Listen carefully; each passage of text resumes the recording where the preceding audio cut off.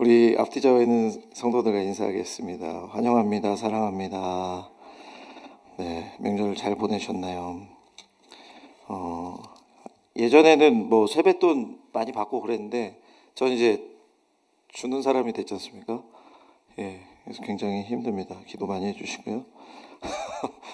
여러분들은 어떻게 많이 친척들 만나셨나요? 못 간 사람도 있다 그러고 안 간 사람도 있다고 하는데 이렇게 명절을 보내면 어떤 기분이 들어요? 구정을 보내면 이제 진짜 새해가 시작되는구나 이런 생각이 들죠. 그런데 지금은 1월 마지막 주 아닙니까? 한 달이 지난 상황인데 이 한 달이 지난 상황에서 우리가 딱 새해 시작을 되돌아보면 벌써 한 달이 됐지? 이런 생각을 할 수도 있지만 또 다른 생각이 드는 게 있어요. 그것은 바로 작심삼일의 문제입니다. 여러분들 새해 목표가 있으셨던 분?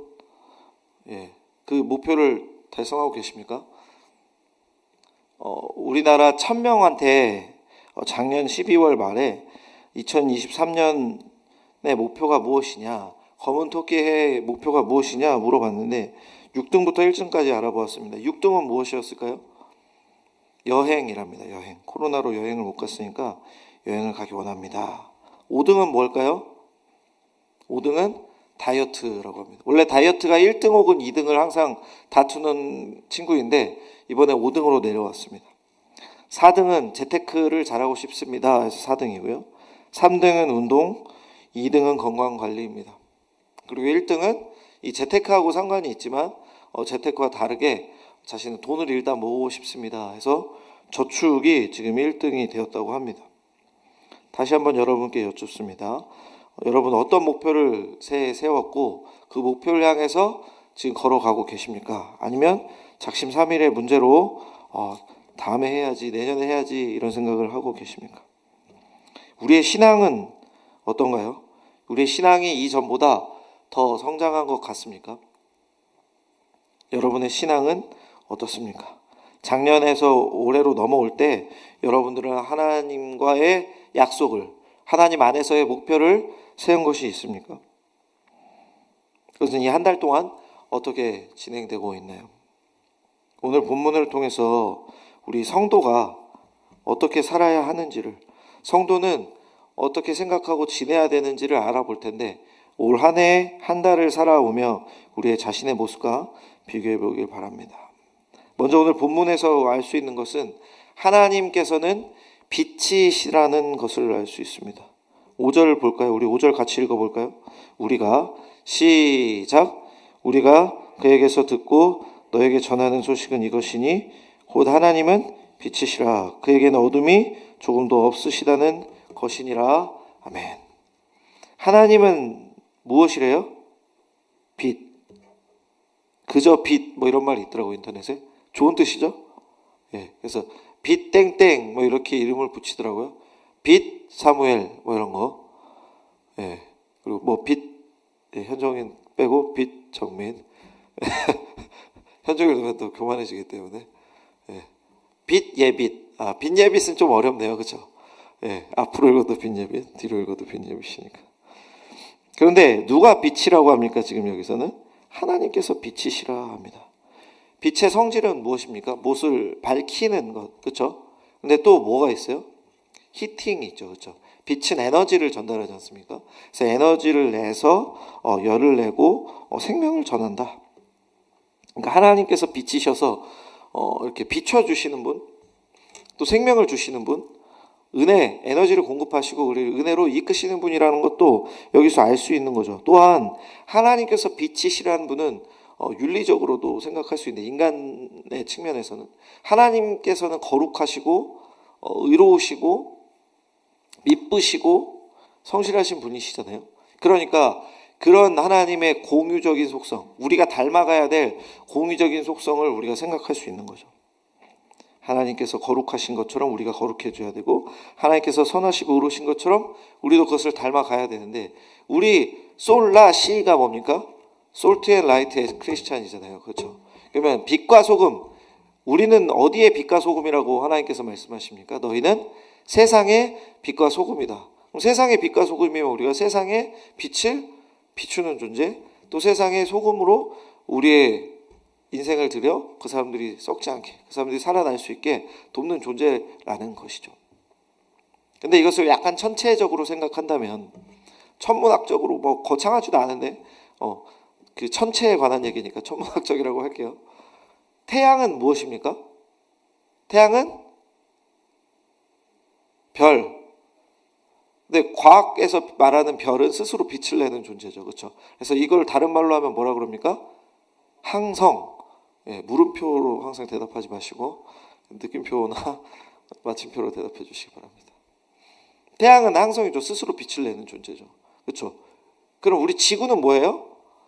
행성. 그 빛을 받아서 흡수하고 또 반사하는 존재죠. 그렇죠? 그러면 하나님이 빛이시고 우리가 세상의 빛이라는 것에서 우리는 무엇을 생각해야 됩니까? 하나님께서 행성인 거죠. 하나님께서 항성인 거죠. 하나님께서 빛을 발하시는 분, 에너지를 공급하시는 분이고 우리는 그것을 받아서 우리도 쓰지만 또 다른 곳에 그 빛을 비추는 존재다. 금성이 우리 눈에 보이잖아요. 아주 조그맣지만 밤하늘에 금성을 찾아볼 수 있지 않습니까? 그 금성의 빛은 금성이 스스로 내는 겁니까? 태양빛을 받아서 반사하는 겁니까? 반사하는 거잖아요. 그 원리와 똑같이 우리가 하나님께로부터 말씀을 배우고 은혜를 받고 어떻게 살아야 되는지를 익히며 하나님의 뜻대로 세상 속에서 살아감으로 다른 사람들에게도 하나님의 사랑을 전하고 하나님의 뜻을 나타내고 하나님의 영광을 돌리는 것, 하나님의 나라를 확장시키는 것이 바로 우리의 역할, 빛과 소금의 역할이라는 거죠. 오늘 말씀을 통해서 하나님께서 누구신지, 우리는 어떻게 살아야 되는지를 먼저 생각하시는 저와 여러분들 되시길 바랍니다. 생명의 하나님, 거룩하신 분, 그 하나님의 빛을 받아서 우리가 하나님의 뜻대로 살아가고 다른 이들에게도 하나님을 전하는 존재라는 것을 기억하시길 바랍니다. 근데 중요한 것은 이 5절 이후에 이루어집니다. 두 번째로 생각할 것은 조금 더 자세하게 우리가 어떻게 살아야 되는지, 성도는 어떤 존재인지 설명하고 있는데 사도 요한이 5절 이후에 성도가 어떻게 살아야 하는지를 알려주는데 7절 제가 읽을게요. 그가 빛 가운데 계신 것 같이 우리도 빛 가운데 행하면 우리가 서로 사귐이 있고 그 아들 예수의 피가 우리를 모든 죄에서 깨끗하게 하실 것이요. 하나님은 빛이시고 어둠이 전혀 없으신 분이에요. 그러니까 하나님은 항상 어디에 거하십니까? 빛 가운데 거하시고 빛이신 분이시죠. 그것처럼 우리는 어떻게 살아야 됩니까? 빛 가운데 행해야 된다. 이렇게 말합니다. 이 빛 가운데 행한다는 말은 우리가 빛이신 하나님과 동행하는 것. 하나님과 동행하기 위해서는 어떻게 해야 됩니까? 하나님과의 연결. 하나님과 말씀대로 살아가는, 하나님을 먼저 믿고 하나님의 말씀대로 살아가며 또 예배드리고 하나님께서 맡기신 사명을 감당하는 의식적인 노력이 필요한 것이고, 반응이죠. 하나님의 은혜에 대한 반응이 필요한 것이고, 또 말씀으로 주어지는 도전이라고 표현할게요. 챌린지가 될 때 우리가 거기에 반응하는 것, 그것이 바로 결단하고 순종하는 삶입니다. 근데 그것이 단회적일까요? 지속적이고 계속되는 것일까요? 오늘 본문 헬라어의 그런 단어의 성수격을 살펴보면 지속적인 표현이라고 사용된 것을 알 수 있습니다. 그러니까 우리가 빛 가운데 행한다는 것은 한번 만나서 끝이 아니라 만나고 나서 그때부터 어떻게 되는 겁니까? 계속돼야 하는 것이죠. 현재 완료, 진행이어야 한다는 것입니다. 그런데 이 빛 가운데 거하는 것은 우리의 반응, 우리의 노력이 필요한 것이니 하나님과의 사귐, 하나님과 우리가 더 깊이 사귀기 위해서 우리가 노력하고 우리가 반응해야 되는 것은 물론이고, 또한 빛을 어떻게 한다 그랬어요? 주변에도 비춰야 되니까 성도와의 교제. 지난주에 우리가 요한일서 1장 앞부분을 알아보면서 1장 1절 앞부분 알아보면서 우리와의 사귐에 너희가 있길 원한다 말했잖아요. 그런 것처럼 하나님과 사귐이 있고 하나님 안에 거하며 또 성도 안에 교제, 성도 간의 교제를 누려야 된다. 성도 간에도 하나님의 은혜를 누려야 된다. 하나님의 사랑을 전해야 된다는 것을 알려주고 있는 것입니다. 이 하나님과 동행하고 빛 가운데 거함으로 하나님의 말씀을 익히고 말씀대로 사는 것은 당연히 하나님과의 교제가 전제가 되는 거잖아요. 그렇죠? 그러니까 빛이신 하나님, 빛 안에 우리가 행한다는 것은 빛 안에 거주한다는 의미도 있습니다. 빛 안에 살며, 하나님 안에 살며 하나님과 동행하며 하나님의 뜻대로 살아가고 또 그 하나님과의 교제를 다른 사람들과, 먼저는 우리 지금 공동체, 사랑의 공동체, 하나님께서 주신 교인들과 그것을 나누고, 또 우리 개인 가정들 안에서 나누고, 또 하나님께서 맡겨주신 인생의 모든 지경에서, 일터에서, 학교에서 또 만나는 친지들과 나눠야 한다는 것이죠. 그러면은 어떻게 됩니까? 빛 가운데 행하면 우리가 서로 사귐이 있고, 지금 본문에서 이미 얘기하고 있잖아요. 하나님과의 사귐 안에, 하나님과의 사귐이 바르게 되면 우리와 사도 요한과 함께 하나님을 온전히 믿는 공동체와 사귐이 있는 것이고, 또 나아가 아들 예수의 피, 예수 그리스도의 피가 우리를 모든 죄에서 깨끗하게 하실 것이요. 근데 하나님을 믿으면 우리가 구원을 받아서 예수 그리스도의 피로 깨끗하게 되지 않습니까? 지금 이것은 하나님을 온전히 믿지 않는 자들에게 전하는 편지이기도 하기 때문에 그들에게 하나님과 온전한 교제를 통해서 하나님께 돌아오라, 하나님을 믿고 영접해라 라는 의미도 있으니까 우리가 여기서 헷갈릴 필요는 없을 것 같습니다. 결국 하나님을 믿는 성도가 어떻게 된다는 겁니까? 예수 그리스도의 피로 우리의 죄가 사해지고 하나님과의 교제, 그리고 성도 간의 교제를 누린다는 것을 무엇으로 표현한 것입니까?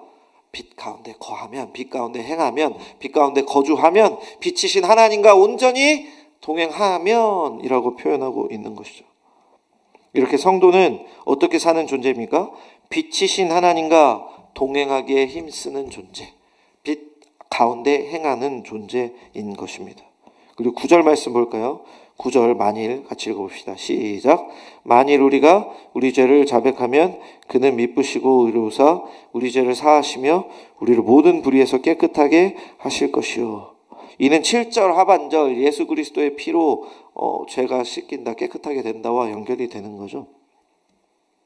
이를 더 자세히 설명합니다. 우리가 우리 죄를, 예수님을 믿을 때, 여러분이 예수님을 믿을 때 저는 죄인입니다 라고 고백을 안 한 사람은 없을 거예요. 왜냐하면 예수님을 믿을 때 뭡니까? 아담의 원죄를 회개하게 되고 그동안 하나님이 없이 내가 주인이 되어서 살아온 삶을 회개하면서 하나님을 영접하지 않습니까? 그래서 세례 요한도, 지금은 사도 요한이 쓴 거지만 세례 요한도 예수님이 오기 전에 뭐라고 말하며 복음을 전합니까? 회개하라, 천국이 가까이 왔다. 예수님도 동일하게 회개와 천국의 복음을 전했다는 것을 우리는 기억해야 됩니다. 그러니 우리도 동일한 예수님, 동일한 말씀으로 구원을 받은 존재라면 우리의 죄를 회개해야 되는 것이고, 그 회개를 통해서 하나님을 영접하고 또 하나님의 용서를 받고 죄 씻음을 받는 것이죠.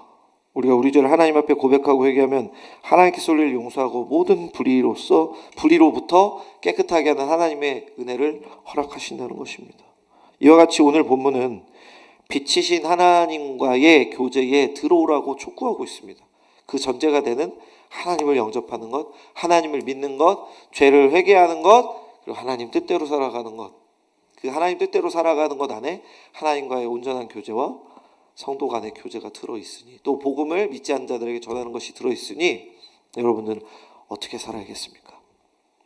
하나님을 예배하고 하나님을 혹시 온전히 믿지 못하는 것 같으신 분이 있으면 믿음 주세요라고 기도하며 회개하고 하나님을 영접해야 되는 것이고, 하나님 뜻대로 살아가며 하나님을 전해야 하는 것이죠. 이것이 바로 우리의 신앙의 목표가 되어야 할 줄 믿습니다. 오늘 사도 요한은 그렇게 살아가라고 성도들에게 편지하고 있는 것이죠. 이렇게 살아가는 저와 여러분 되길 원합니다. 그런데 우리는 어떻게 살아가고 있습니까? 지금 우리는 빛 가운데 거하는 존재인 성도, 빛이신 하나님과 온전히 교제하며 빛을 다른 이들에게 비춰야 하는 존재인데 우리는 어떻게 살고 있습니까? 오늘 본문을 통해 우리 자신을 좀 돌아보길 원해요. 오늘 본문을 보면 만일 뭐뭐하면 뭐뭐시다 라고 하는 가정법을 통해서 진리를 전하려는 것, 혹은 가정법을 통해서 다른 주장을 반박하고 온전한 진리가 무엇인지 가르치려는 노력이 나오는데, 4번 나오는데 우리가 지금 만일 뭐뭐하면 뭐뭐시다 라는 것이 오늘 본문에 4번 나온다 그랬죠. 그런데 그 중에 3개가 부정적인 의미고 1개가 진리의 진술, 긍정적인 표현인데 아까 우리가 살펴본 것이지만 자세히 더 보겠습니다. 먼저 하나하나 볼게요. 6절 보겠습니다. 만일 우리가 하나님이 사귐이 있다 하고 어둠에 행하면 거짓말을 하고 진리를 행하지 아니함이거니와. 만일 뭐뭐 하면 이라고 나오죠. 만일 우리가 하나님과 사귐이 있다 하고 어둠에 행하면 해서 탁 잘라야 되는 거고, 그 다음에 뭐라고 합니까? 그렇다면 그 사람은 거짓말을 하는 것이고 진리를 행하지 아니하는 것이다. 이걸 좀 풀어서 설명할게요. 하나님과 내가 사귐이 있습니다 라고 말했어. 난 하나님을 믿습니다, 그리고 하나님과 온전한 교제를 하는 자입니다 라고 주장을 하는데, 어둠에 행하면 뭐라 그래요? 어둠에 행하면 그 사람은 무엇이다? 거짓말을 하는 거고 진리를 행하지 않는 것이다. 왜 그럴까요? 아까 우리가 5절부터 살펴보았지만 하나님은 무엇이다? 빛이시다. 그 하나님께 어둠이 조금도 있어요, 없어요? 없다. 그리고 하나님과 교제하는 자는 어디 가운데 행하는 자야? 빛 가운데 행하는 자라고 아까 우리가 살펴본 말씀 속에서 다 나와 있지 않습니까? 그러니까 이것을 통해서 생각할 때 하나님을 믿는 사람, 하나님과 온전한 교제를 하는 사람은 어디 가운데 거해야 됩니까? 빛입니까? 어둠입니까? 당연히 빛이죠. 그러니까 우리가 주장은 할 수 있다고. 나 하나님을 믿습니다 라고 말하며 어둠 안에 거하는 자는 어둠 속에 거주하고 어둠을 행하며 죄를 따르고 세상의 기준을 따르고 하나님 말씀을 무시하고 하나님 말씀대로 살지 않는 모습이 더 강하다면 그 사람은 뭐 하는 사람이다? 거짓말하는 사람이다. 왜? 하나님은 어둠이 없으신 분, 하나님은 빛이신 분이시기 때문입니다. 그리고 더 나아가 진리를 행하지 않는다. 하나님의 말씀을 행하지 않는 사람이라는 것을 말합니다. 굉장히 무겁죠. 나 하나님 믿습니다 이러면서 나 하나님께 구원 받았고 나 하나님의 은혜를 누리고 있어요 라고 말하지만 사실 그 사람 속의 삶에서 또 그 사람의 판단과 인식과 행동이 하나님 뜻대로가 아니라 하나님과 동행하는 것이 아니라 빛 가운데 거주하는 것이 아니라 어둠 속에 행하는 것이라면 그 사람은 거짓말을 하고 있는 것이라는 거죠. 우리는 그것을 잘 볼 수가 없어요.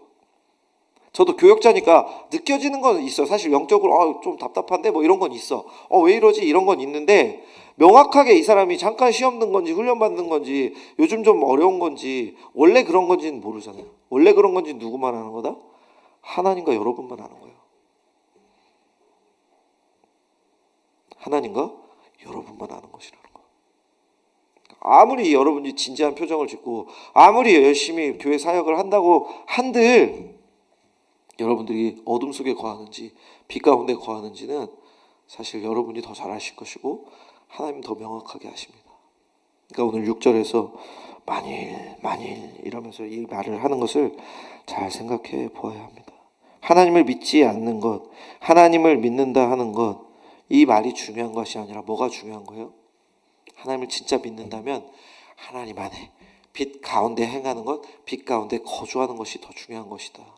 그러니까 여러분들이 진리의 말씀대로 하나님의 뜻대로 빛 가운데 행하는 것이 중요하다는 것을 오늘 말씀을 통해 알 수 있습니다.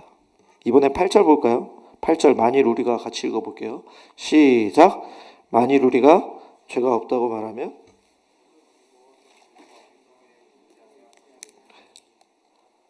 만일 우리가 이번엔 뭐라고 말한대요? 저는 죄가 없습니다 라고 말하면 하고 자르고 그 뒤에 그럼 뭐가 됩니까? 스스로 속이는 것이다. 그리고 진리가 우리 속에 있지 않다. 저는 죄가 없는 자입니다. 저는 깨끗한 사람입니다. 저는 용서받았으니 더 이상 죄가 없습니다. 이렇게 말하는 사람이 있을 수 있습니다. 물론 어느 측면에서 맞아요. 로마서에서도 이런 모습을 지적하거든요. 초대교회 때 사람들이 그런 얘기를 했어. 나 예수 그리스도의 피로 다 정결케 됐는데 모든 죄가 미래의 죄까지 용서받았는데 지금 내가 뭘 더 죄를 졌다고 죄인이라고 나를 정죄하는 거냐? 이러면서 회개하지 않아도 된다 막 이렇게 말하는 사람도 있대요. 우리나라에도 그렇게 믿는 사람도 있습니다. 그런데 지금 이렇게 뭐라 그래요? 하나님을 믿는다 하는 사람이 자신에게 죄가 없다고 말하면 어떻게 하는 거다? 스스로 속인다. 이 스스로 속인다는 것은 뭐냐면 자기 자신을 속이는 거라고 말하는 거예요. 자기 자신을 속이고 있다. 그리고 더 나아가 진리, 하나님의 말씀이 그 안에 아예 없다. 진리를 행하지 않는다를 넘어서 뭡니까? 진리가 없다. 그렇다면 이것은 하나님의 빛과 능력을 경험하지 못했는데 거짓말하는 것일 수도 있는 것이죠. 굉장히 무서운 장면입니다. 이거와 연결되는 게 10절인데요. 10절 제가 읽을게요. 만일 우리가 범죄하지 아니하였다 하면 하나님을 거짓말하는 이로 만드는 것이니 또한 그의 말씀이 우리 속에 있지 아니하니라. 8절과 비슷한 내용인데 이번에는 죄가 범죄하지 않았다 이렇게 말하며 나는 죄를 짓지 않았습니다. 8절에서는 죄가 없다. 10절에서는 죄를 짓지 않았습니다. 말하는 것이죠. 그런데 뒷부분이 다릅니다. 만일 뭐뭐 하면 죄가 없다 하면 죄를 짓지 않았다 하면 아까는 스스로를 속이는 거고 진리가 그 안에 없다 했는데 이번엔 뭐라고 합니까? 하나님을 거짓말하는 자로 만드는 것이고 우리 안에 말씀이 하나님의 말씀이 없는 것이다. 이게 왜 하나님을 거짓말쟁이로 만드는 것일까요? 하나님은 성경 말씀에서 우리가 죄인임을 알려주시잖아요. 우리가 연약한 존재임을 알려주시고 아담의 범죄를 알려주시고 하나님을 믿는 사람, 하나님의 은혜를 받은 다윗이나 다른 위대한 사람들조차도 죄를 짓는 것을 보여주시잖아요. 결국 우리가 의지할 리는 누구밖에 없다? 하나님밖에 없는 거예요. 우리는 항상 뭘 바라며 살아야 돼? 하나님의 은혜를 구하며 살아야 되는데 여러분들은 무엇을 구하며 살아갑니까? 항상 회개하며 나의 부족함을 고백하고 하나님 죄송합니다라고 죄인된 마음으로 살아야 되는데 여러분은 당당하게 살고 계시지는 않은가요? 말로는 내가 죄를 짓지 않았습니다. 죄가 없다고 하지는 않아도 여러분의 생각과 태도로 이미 보여주고 있다는 것이죠. 그런데 이런 말을 오늘 왜 하는 것일까요? 이 무거운 말을 지금 요한일서 1장 뒤에 서로 끝나면 뭐라 그랬죠? 편지라 그랬잖아요. 편지를 보내는데 사도 요한이 편지를 보내는데 죽어라 이러고 지금 첫 장부터 첫 문단부터 엄청나게 마음이 무거운 얘기를 하고 있잖아요. 그렇죠? 응? 야 편지를 봤는데 너 하나님 믿는다면서 너 어둠 가운데 가면 너는 온전히 하나님 믿는 거 아니야. 뭐 이렇게 말하고 죄가 없다 그러면 너 하나님 거짓말쟁이로 만드는 거야. 막 이렇게 하면 편지 읽는 사람이 얼마나 마음이 무거울까요? 근데 그건 이유가 있어요. 왜냐하면 이 편지가 쓰여질 당시에 거짓 선생들이 되게 많았어. 그러니까 이게 시간이 좀 흐른 이유. 그래서 뭐 반모섬에 유배될 때 사도 요한이 그래서 굉장히 나이가 많을 때라고 생각해서 초대교회가 좀 성장하고 좀 커진 이유라고 보는 학자들이 많거든요. 그때에 사람들 중에 온전한 신앙을 가진 사람도 있었지만 거짓 선생들이 있었다는 거죠. 뭐 이단들이 있었다는 거죠. 특별히 거기에는 영지주의자들이 굉장히 득세했는데 영지주의자들은 영지 뭐 영적인 지식이라고도 표현해도 되는데 뭔가 특별한 비밀스러운 것을 알아야 된다. 그래야 구원받는다. 뭐 이렇게 주장한 사람도 있어요. 그래서 나는 그것을 이미 가지고 있기 때문에 나는 죄에서 자유하다. 나는 그것을 가지고 있기 때문에 나는 죄가 없어. 난 죄책을 받지 않아. 막 이렇게 주장하는 사람들이 있었습니다.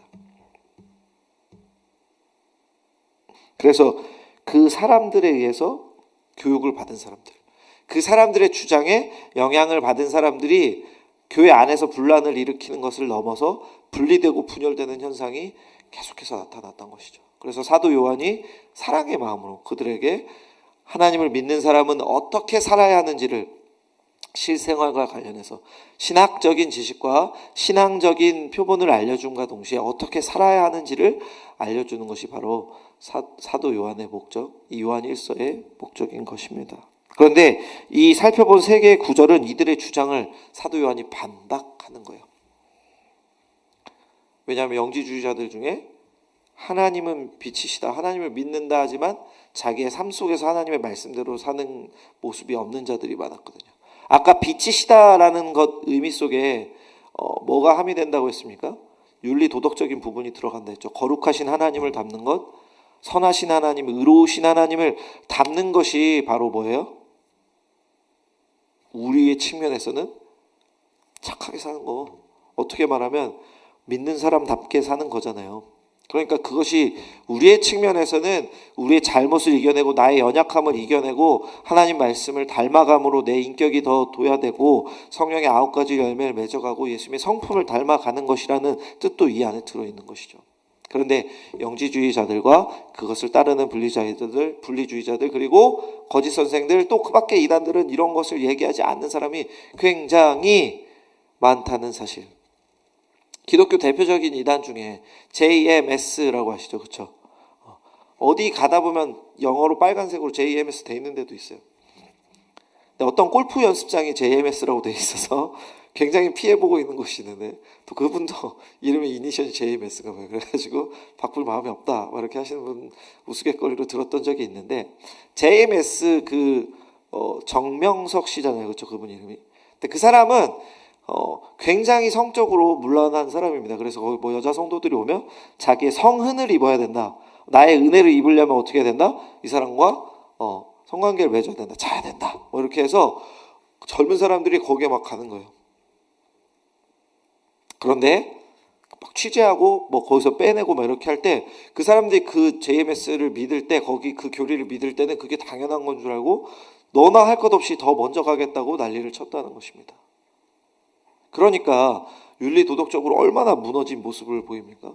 그래서 JMS가 정말 자기가 하나님의 사자고 하나님을 잘 믿는 사람이라면 그런 가르침을 해야 될까요? 말아야 될까요? 답은 명확하죠. 그러니까 지금 오늘 사도 요한은 그것을 말하고 있는 거예요. 너네가 하나님 믿는다 하는데 하나님의 말씀과 전혀 상관없는 삶을 살고 도덕적으로 윤리적으로 무너진 삶을 산다면 또 하나님 믿는 게 아니라 스스로 거짓말을 하는 거라니까. 저와 여러분들도 그런 존재일 수도 있다는 것을 오늘 말씀을 통해서 찔림을 가져야 되고 말씀을 통해 나 자신을 비추어 보아야 됩니다.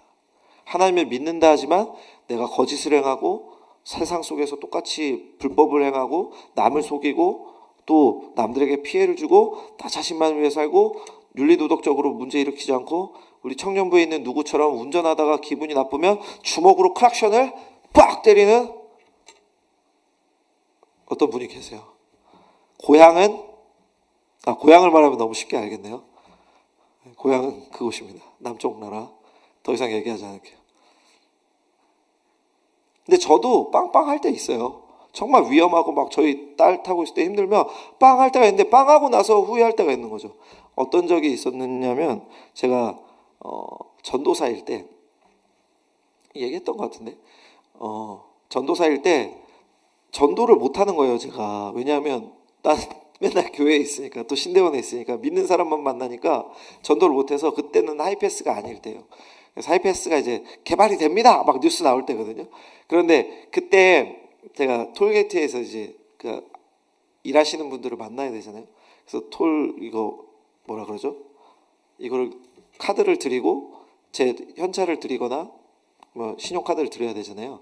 그런데 거기서 전도를 하고 싶은 거야. 그래서 비닐봉지를 조그만 비닐봉지 유치부에 주는 간식봉지 같은 걸 사서 거기에 그 당시 섬기던 교회 물티슈랑 전도 사형리 책자랑 제 명함이랑 거기 또 그걸 많이 드시니까 매연을 많이 드시니까 마스크하고 홀스 같은 걸 사서 항상 하나씩 드리고 제 그 톨 카드를 드린 것 같아요. 그런데 못 드린 날이 있습니다. 언제 못 드렸을까요? 제가 수요예배 설교하는 날이었어요. 그래서 수요예배 설교하는 날이어서 학교에서 공부하다가 으악 이러고 좀 늦은 거야. 출발하는 시간보다 원래 평소에 출발하는 시간보다 늦게 와가지고 으악 하고 달려가서 서울 톨게이트에 딱 들어가게 됐는데 그냥 평소대로 섰어요. 근데 이제 늦었으니까 어떻게 하게 됩니까? 운전하시는 분은 알겠지만 눈치 싸움하면서 줄이 짧아. 여기 빨리 끊기는 것 같아 하면 거기로 싹 들어가잖아요. 그런데 웬걸? 알고 보니까 거기가 짧은 이유가 그 앞에 계신 분이 진투더 상이었어요. 그래서 표를 잊어버리신 건지 한 1분이 지나도 2분이 지나도 이분이 차를 안 빼는 거예요. 그래서 제가 참다. 여기부터 제가 강북에서 사역을 했었거든요. 그래서 굉장히 멀기 때문에 여기서 더 가야 되는데 큰일 났다. 어떡하지? 그래서 빵빵을 이렇게 눌렀죠. 제가 한 2분 30초 정도 참고 빵빵을 눌렀어요. 근데 어떻게 됐을까요? 빵빵을 누를 때 차가 앞으로 지나가는 거야. 이제 그 사람 돈을 다 내고 그 사람 차가 나가는 거예요. 그리고 나서 제가 딱 들어갔는데 제가 이 봉지를 드릴 수 있었을까요? 없었을까요? 없었습니다. 왜냐하면 제 그 행동이 뭐 2분을 기다렸으니까 당연할 수 있지만 뭔가 굉장히 창피했어요. 교회 다닌다고 말을 하는 게, 예수님을 믿으라고 말하는 게 빵빵 예수 믿으세요, 이게 너무 부끄러운 거예요. 여러분들에겐 그런 경우가 없습니까?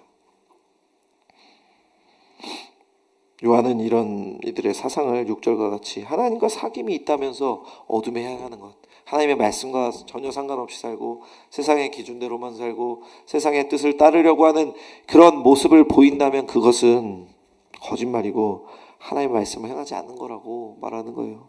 그리고 거짓 선생 이단자들은, 아까 그 영지주의자들은, 또 다른 이단들은 분열을 원하는 자들, 자기가 죄가 없다, 그리고 예수님께 내가 구원받았는데 내가 무슨 죄가 있냐 라면서 예수의 말씀을 호도하고 왜곡한 사람들이 많았습니다.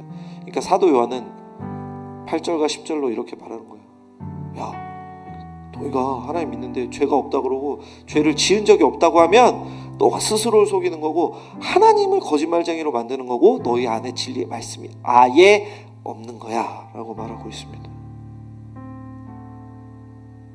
문제는 이런 모습들이 그냥 신학적인 의견 차이가 아니라 아까 말한 것처럼 윤리 도덕적인 면에서 현격한 차이가 난다는 거죠. 하나님을 온전히 믿는 사람들이라면 윤리 도덕적으로 더 뛰어날 수밖에 없습니다. 왜냐하면 하나님의 말씀은 뭐라고까지 하니까 원수를 사랑하라고까지 하고 겉옷을 달라고 하는 자에게 속옷을 달라고까지 주라고까지 하니까 우리가 그냥 착하다, 요즘 세상에서 바보, 이렇게까지 표현을 듣는 존재가 예수님을 믿는 사람이라는 거죠. 그래서 70년대 80년대 취업할 때 어른들이 교회 다닌다 이러면 거짓말은 안 하겠구만 이러고 뽑은 경우가 굉장히 많다는 이야기를 제가 들은 적이 있어요. 근데 여러분들이 지금 가서 대학생들이 많으니까 대학교 가가지고 시우가 저 숙제 냈습니다 안 내고, 저 숙제 냈습니다 저 교회 다닙니다 이러면 교수님이 뭐라 그러실까요? 지금 웃고 있잖아. 결과를 아는 거죠, 여러분들이. 그것은 무엇 때문입니까? 우리 때문에, 믿음의 선배들 때문에, 아니 모든 성도들의, 우리 한국교회 성도들의 삶에서 윤리 도덕적인 면에서 하나님의 말씀대로 사는 모습이 아니라 남을 속이고 거짓을 행하고 하나님 뜻과 전혀 상관없는 삶을 살아오는 모습을 계속 보여왔기 때문에 사람들에게 그것이 선입견으로 남아있는 것 아닐까요? 이 말 제가 전했나요? 2000년 초반에 저를 가르친 교수님이 영국에서 살았는데, 영국에서 유학 중이셨는데 서류를 내려고 잠깐 관공서 앞에 차를 세우고 서류를 내고 들어왔대요. 근데 몇 분 이상 뭐 주정차 규칙이 있나 봐요, 영국에. 근데 자기는 그걸 지켰는데 티켓이 끊어져 있는 거예요. 근데 이게 파운드잖아요, 영국이, 그렇죠? 근데 이게 굉장히 비쌌대요, 벌금이. 그래가지고 그분이 나 법을 지켰는데 하면서 이렇게 편지를 썼대요, 영국에. 나는 목사인데 거짓말 하지 않아. 나 진짜 2분 몇 초 있었어. 3분 몇 초 있었어. 뭐 이러면서 편지 썼대요. 근데 답장이 왔어요. 뭐라고 왔을까요? 여러분들 생각이라면 네네 벌금은 얼마입니다 뭐 이럴 거라고 생각하잖아요. 그때 그랬대요. 너 목사야? 거짓말 하지 않겠네. 취소했어. 동일한 비슷한 일을 제가 겪었습니다. 때는 바야흐로 2017년 대구동신교에서 사역을 할 때인데 목회자들끼리 족군지 풋살인지를 하러 가는 날이 있었어요. 근데 저보고 운전을 하라 그래서 제가 거의 막내 목사였기 때문에 운전을 하면서 가는데 분명하게 사거리에서 주황색일 때 출발했어요. 옆에 있던 분들도 저한테 가 이럴 땐 가도 돼 라고 해서 같이 밟아서 싹 넘어갈 때 빨간불이 됐거든요. 근데 건너가자마자 삑삑 하면서 어떤 경찰이 차를 세우는 거예요. 그 건너편에 서 있다가. 그래서 보셨겠지만 주황색에 떠났습니다. 그러니까 네네, 그러니까 보셨겠지만 지금 교회 차입니다. 저희 거짓말하지 않습니다. 교회 차를 가지고 어떻게 신호 위반을 할 수 있겠습니까? 하지 않았습니다. 그러니까 네네, 항소 처리하시고 30일 안에 그거 처리하면 CCTV 보고 처리해드리겠습니다. 그러고 가시더라고요. 그래서 교회 사무실에 청구해서 벌금을 냈습니다. 아니, 어필을 하기가 너무 속상하고 이게 해도 안 먹힐 것 같고 CCTV 자료도 없을 것 같은 거예요. 스스로 포기했습니다. 절대 어기지 않았어요. 다른 때 법을 어긴 적은 있지만 그날은 진짜 지켰어요. 그날은 주황불이 켜지자마자 제가 지나간 거니까. 굉장히 큰 사고였거든요. 여러분은 어떻게 사시냔 말이죠. 죄가 없습니다. 나 죄가 없습니다. 나 하나님 믿습니다. 근데 어둠 속에 행하면 우리만 무너지는 것이 아니라 세상 속에서 하나님의 영광을 떨어뜨리는 거고, 교회의 권위와 이 거룩함을 나타낼 엄청난 권한을 우리에게 주신 거잖아요. 하나님의 대변자, 하나님의 대사의 역할을 우리에게 맡기셨는데 그것을 감당할 수 없게 만들고 있지 않냐는 것입니다. 이런 사람들은, 그 영지주의자들, 거짓 선생들, 이단들은 지금도 존재하죠. 그리고 우리 안에도 있고 우리도 그런 모습을 가질 때가 있습니다. 이런 말을 굳이 이단이라고 안 해도 실천적 무신론자라는 표현으로 요즘 목사님들이, 학자들이 이야기합니다. 실천적 무신론자는 뭐냐면 하나님을 믿는 신앙인이라고 고백하지만 자기의 실천으로는, 자기의 판단으로는, 자기의 인식으로는, 자기의 말과 행동으로는 무신론자인 것처럼 하나님을 두려워하지 않고 하나님을 경외하지 않고 하나님의 뜻과 전혀 상관없이 사는 사람을 의미합니다. 여러분은 실천적 무신론자이신 않은가요? 하나님을 믿어 구원받았다고 하지만 하나님의 뜻을 알고 싶어하지 않고 하나님의 뜻대로 살고 싶어하지 않고 하나님께서 원하시는 것이 무엇인지 전혀 관심 없고 내 뜻과 내 인생에만 신경 쓰지 않는 것입니다. 인생에 문제가 찾아올 때만 요술방망이처럼 요리요리 얍 해서 해결되라 해서 하나님께 기도하면서 하나님의 은혜를 구하지만은 않냐는 것입니다. 오늘 사도 요한은 그것은 잘못됐다. 우리는 빛이신 하나님 안에 거하는 존재, 거주하는 존재, 하나님과 동행하는 존재, 하나님의 뜻대로 살아가는 존재라는 것을 말씀하고 있다는 것이에요. 정말 무서운 건 뭔지 아세요? 내가 성경을 열심히 읽는다고 해서, 내가 기도를 많이 한다고 해서, 내가 교회에서 여러 가지 봉사를 한다고 해서, 현종이처럼 4가지, 5가지, 6가지 하고 막 인생을 뭐 교회에 갈아 넣는다고 해서 내가 실천적 무신론자가 아니라는 증거는 될 수 없다는 겁니다. 겉으로의 신앙 생활과 상관없는 무엇이 존재하니까? 내 속마음이 존재하니까, 나의 생각이 다르니까. 어거스틴이 이렇게 말했습니다. 자신의 죄를 고백하고 정죄하는 자, 자신의 죄를 회개하는 자는 이미 하나님과 함께한다. 만일 어떤 사람이 자신의 죄를 회개한다면, 자신을 정죄한다면, 자신의 죄를 정죄한다면 그 사람은 하나님과 연결된다. 굉장히 대단한 통찰이에요. 왜냐? 진짜 하나님을 믿는 사람은 벼가 고개가 숙이듯이, 벼가 익으면 고개가 숙여지듯이 하나님을 믿는 신앙이 깊어질수록, 또 하나님을 믿는 그 단계에서, 하나님을 알아가는 단계에서 우리의 연약함이 더 보이고 더 죄송해지고 하나님께 고개를 숙일 수밖에 없는 존재가 된다는 거죠. 내가 더 잘 알아, 나 혼자 잘할 수 있어, 이거는 착각이라는 거고 문제라는 거예요. 사도 바울조차도 로마서 7장에서 이렇게 말합니다. 오 호라, 이 사망의 몸에서 누가 나를 건져냈고, 내가 마음으로는 하나님의 법을, 육신으로는 죄의 법을 섬긴다. 그런데 그 다음 절에서 또 이렇게 말해요. 예수 그리스도를 인해 하나님께 감사하리로다. 내가 마음으로는 하나님의 법을, 육신으로는 죄의 법을 섬긴다. 아까는 슬프다고 해놓고서 왜 지금은 기쁘다고 합니까? 엄청나게 놀라운 거, 지난번 수련회 때 말씀드렸죠. 하나님을 믿는 사람만이 이 생각을 가질 수 있기 때문이지.